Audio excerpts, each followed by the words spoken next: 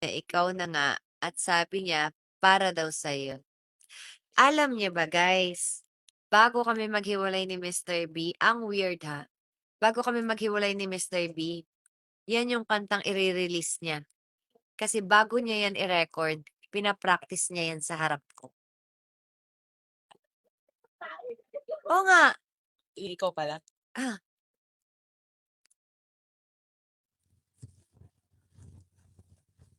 'di ba? Tapos, favorite ko yung Grow Old With You. Nagulat na lang ako 'di ba meron kami palang duet, 'di ba nagulat ako may duet kami, sabi ko, "Ha?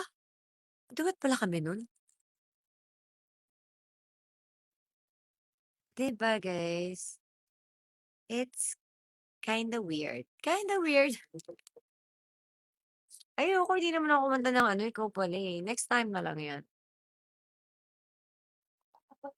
'Di ba nakakaloka meron pala kaming duet nun. Eh, lagi ko yung favorite as in 'di ba tuwing live namin, ang gusto kong kantahin, Grow Old With You, Grow Old With You.